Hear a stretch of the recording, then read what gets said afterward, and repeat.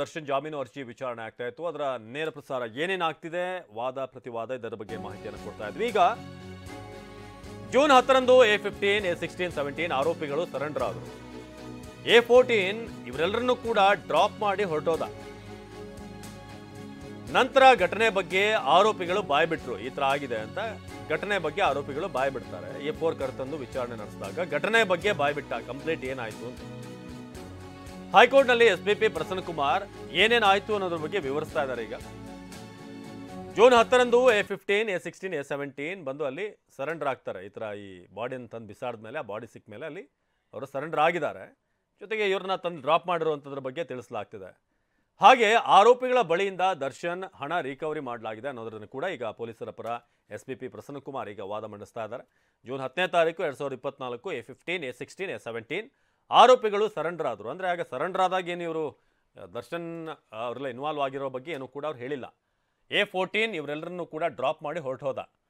So ಆರಂಭದಲ್ಲಿ ಇದೊಂದೇನೋ ಹಣಕಾಸಿನ ವಿಚಾರಕ್ಕಾದಂಥ ತಕರಾರು, ಅದಾದಮೇಲೆ ಕೊಲೆಯಲ್ಲಿ ಅಂತ್ಯ ಆಗಿದೆ ಅನ್ನೋ ರೀತಿ ಅಂದ್ಕೊಂಡಿದ್ರು ಪೊಲೀಸರು ಕೂಡ. ಸೊ ನಂತರ ಘಟನೆ ಬಗ್ಗೆ ಆರೋಪಿಗಳು ನಿಧಾನವಾಗಿ ಬಾಯ್ಬಿಡೋಕೆ ಶುರು ಮಾಡ್ತಾರೆ. ಹೇಗಂತಂದರೆ ಅವ್ರನ್ನ ಒಬ್ಬೊಬ್ಬರನ್ನಾಗಿ ಇಂಡಿವಿಜುವಲಿ ತಂದು ಕ್ವಶನ್ ಮಾಡಿದಾಗ A14 ಕಡೆ ತಂದು ನಂತರ A4 ಬಗ್ಗೆ ಅಲ್ಲಿ ಇವರು ಬಾಯ್ಬಿಡ್ತಾರೆ.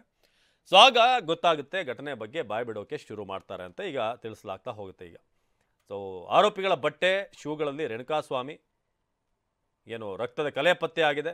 ಸೊ ಅದನ್ನು ಕೂಡ SPP ಪ್ರಸನ್ನ ಕುಮಾರ್ ಈಗ ಹೇಳ್ತಿದ್ದಾರೆ. ಸೊ ದರ್ಶನ್ ಕಳಿಸಿದಂಥ ಹಣ ಅಂದರೆ ಇವರಿಗೆ ಈ ಹಣವನ್ನೇ ನೀಡಲಾಗಿತ್ತು, ಸೆಟಲ್ಮೆಂಟ್ ಮಾಡಲಾಗಿತ್ತು. ಸೊ ಆ ಹಣವನ್ನು ಕೂಡ ರಿಕವರಿ ಮಾಡಿದ್ದೀವಿ, ಎಲ್ಲರೂ ಕೂಡ ಒಪ್ಕೊಂಡಿದ್ದಾರೆ. ಹಣ ಕೊಟ್ಟಿರುವಂಥದ್ದನ್ನೇ ಇವರು ಕೂಡ ನಮಗೆ ಹಣ ಬಂದಿರೋದು ಹೌದು ಅಂತ ತಿಳಿಸಿದ್ದಾರೆ ಅಂತ. ಸೊ ಆರೋಪಿಗಳ ಬಟ್ಟೆ, ಶೂಗಳಲ್ಲಿ ರೇಣುಕಾಸ್ವಾಮಿ ರಕ್ತದ ಕಲೆ ಪತ್ತೆಯಾಗಿದೆ. ಸೊ ದರ್ಶನ್ ಕಳಿಸಿದಂಥ ಹಣದ ಬಗ್ಗೆ ಕೂಡ ಈಗ ತಿಳಿಸಲಾಗ್ತಿದೆ. ಜೊತೆಗೆ ಆ ಘಟನೆ ಆದಾಗ ಏನಾಗಿತ್ತು ಅನ್ನೋದ್ರ ಬಗ್ಗೆ SPP ಪ್ರಸನ್ನ ಕುಮಾರ್ ಈಗ ತಿಳಿಸ್ತಾ ಇದ್ದಾರೆ. ಸೊ ದರ್ಶನ್ ಕೇಸ್ನಲ್ಲಿ ಇವತ್ತು ಬಹಳ ಮುಖ್ಯವಾದಂಥ ದಿನ. ಅವತ್ತು ಘಟನೆ ಏನಾಗಿತ್ತು, ಜೊತೆಗೆ ಯಾಕೆ ಬೇಲ್ ಕೊಡಬಾರ್ದು ಅನ್ನೋದ್ರ ಬಗ್ಗೆ SPP ಪ್ರಸನ್ನ ಕುಮಾರ್ ಈಗ ತಿಳಿಸ್ತಾ ಇದ್ದಾರೆ. ಸೊ ಜೂನ್ 10ನೇ ತಾರೀಕು 2024 ಅಂದರೆ ಘಟನೆ ಆದಂಥ ನಂತರ A15, 16, 17 ಎಲ್ಲರೂ ಕೂಡ ಸರೆಂಡರ್ ಆಗಿದ್ರು. ಯಾಕಂದರೆ ಅವರಿಗೆ ಹಣದ ಮೂಲಕ ಸೆಟಲ್ಮೆಂಟ್ ಮಾಡಲಾಗಿತ್ತು. ನೀವು ಇವಾಗ ಸರೆಂಡರ್ ಆಗಿ ಅದಾದಮೇಲೆ ಏನೇನು ಇದೆ ಅದನ್ನು ನಾವು ನೋಡ್ಕೊಳ್ತೀವಿ ಅಂತ. ಸೊ ಪೋಸ್ಟ್ಮಾರ್ಟಮ್ ವೈದ್ಯರು ರೇಣುಕಾಸ್ವಾಮಿ ರಕ್ತ ಇದ್ದಂಥ ಸೀಲ್ ಮಾಡಿದಂಥ ಒಂದು ಬಾಟ್ಲ್ ಏನಿದೆ ಅದನ್ನು ಕಳಿಸಿದ್ದಾರೆ. ಆದರೆ ಅದನ್ನೇ ಬಳಸಲಾಗಿದೆ ಅನ್ನೋದು ತಪ್ಪು ಅಂತ ಇಲ್ಲಿ ತಿಳಿಸಲಾಗ್ತಾ ಇದೆ. ಸೊ ಜೂನ್ 8ನೇ ತಾರೀಕು ರೇಣುಕಾಸ್ವಾಮಿ ಕೊಲೆ ನಡೆದಿದೆ. 10ನೇ ತಾರೀಕು ಬೆಂಗಳೂರಿನ ಸುಮ್ನಹಳ್ಳಿ ಬ್ರಿಡ್ಜ್ ಬಳಿ, ರಾಜಕಾಲುವೆ ಬಳಿ ರೇಣುಕಾಸ್ವಾಮಿ ಮೃತದೇಹ ಪತ್ತೆ ಆಗಿರುತ್ತೆ. ಸೊ ಅದಾದಮೇಲೆ ಜೂನ್ 11ನೇ ತಾರೀಕೇನೆ ಕಾಮಾಕ್ಷಿಪಾಳ್ಯ ಪೊಲೀಸ್ ಠಾಣೆಯ ಪೊಲೀಸರಿಂದ ಮೈಸೂರಿನಲ್ಲಿ ನಟ ದರ್ಶನ್ ಬಂಧನ ಮಾಡಲಾಗುತ್ತೆ. ಸೊ ಆಲ್ಮೋಸ್ಟ್ ಜೂನ್ 11ರಿಂದ 18ನೇ ತಾರೀಕುವರೆಗೆ 7 ದಿನ ಮೊದಲ ಹಂತದಲ್ಲಿ ಪೊಲೀಸರ ವಶದಲ್ಲಿರ್ತಾರೆ ದರ್ಶನ್. ಸುದಾದ್ಮೇಲೆ 18ರಿಂದ 22ರವರೆಗೆ 3 ದಿನ 2ನೇ ಹಂತದಲ್ಲಿ ಪೊಲೀಸರ ವಶಕ್ಕೆ. ಸುದಾದ್ಮೇಲೆ ಜೂನ್ 22ರಂದು ಅಲ್ಲಿಂದ ಜುಲೈ 4ರವರೆಗೆ 14 ದಿನದ ಮೊದಲ ಹಂತದಲ್ಲಿ ನ್ಯಾಯಾಂಗ ಬಂಧನ ಆಗುತ್ತೆ. ಇದು ಅವತ್ತು ಏನೇನು ಆಯಿತು ಅನ್ನೋದು. ಸೊ ಆದರೆ ಅದಕ್ಕೂ ಮುನ್ನ ಏನಾಯಿತು, ಶೆಡ್ಗೆ ಕರೆತಂದ ಮೇಲೆ ಆಗಿರೋದೇನು, ಇದೆಲ್ಲವನ್ನು ಕೂಡ ಈಗ ವಿವರಿಸ್ತಾ ಹೋಗ್ತಿದ್ದಾರೆ SPP ಪ್ರಸನ್ನ ಕುಮಾರ್.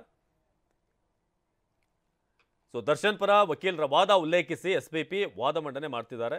ಈ ಬಾಟಲ್ ವಿಚಾರವಾಗಿ, ಅಂದರೆ ರಕ್ತದ ಕಲೆಗಳು ಹೇಗೆ ಸಿಕ್ತು ಅಂತಂದರೆ ಇವರೇ ಆತನ ಬಾಡಿಯಿಂದ ಸ್ಯಾಂಪಲನ್ನು ತೆಗೆದು, ಸೊ ಅದಾದಮೇಲೆ ಆ ಬಾಟಲ್ನಲ್ಲಿದ್ದಂಥ ರಕ್ತ ಏನಿದೆ ಸೊ ಅದನ್ನು ಸಾಕ್ಷಿ ಸಿಗೋ ಹಾಗೆ ಆರೋಪಿಗಳ ಬಟ್ಟೆ ಇದರಲ್ಲೂ ಎಲ್ಲವೂ ಕೂಡ ಏನು ಕಲೆಕ್ಟ್ ಮಾಡಿದ್ರು. ಅದರ ಮೇಲೆ ಇವರೇ ಏನೋ ಅದನ್ನು ಸ್ಪ್ರಿಂಕಲ್ ಮಾಡಿದಾರಾ ಏನೋ ಅನ್ನೋ ಅರ್ಥದಲ್ಲಿ ಏನು ಮಾಡಿದಾರೋ ಗೊತ್ತಿಲ್ಲ. ಅಂತೂ ಇವ್ರ ಕಡೆಯಿಂದನೇ ಏನೋ ಆಗಿರುವಂಥ ಚಾನ್ಸಸ್ ಇದೆ ಅಂತ ಕೂಡ ಸಂಶಯ ವ್ಯಕ್ತವಾಗಿತ್ತು. ಅದಕ್ಕೆ ಸಂಬಂಧಪಟ್ಟ ಹಾಗೆ SPP ಪ್ರಸನ್ನ ಕುಮಾರಿಗೆ ವಾದ ಮಂಡಿಸ್ತಾ ಇದ್ದಾರೆ. ಇಲ್ಲ ಅಂಥದ್ದು ಏನೂ ಆಗಿಲ್ಲ, ಅಲ್ಲಿ ಬ್ಲಡ್ ಸ್ಯಾಂಪಲನ್ನು ತೊಗೊಂಡಿರೋದು ಟ್ಯಾಲಿ ಮಾಡೋಕೆ ಮಾತ್ರ.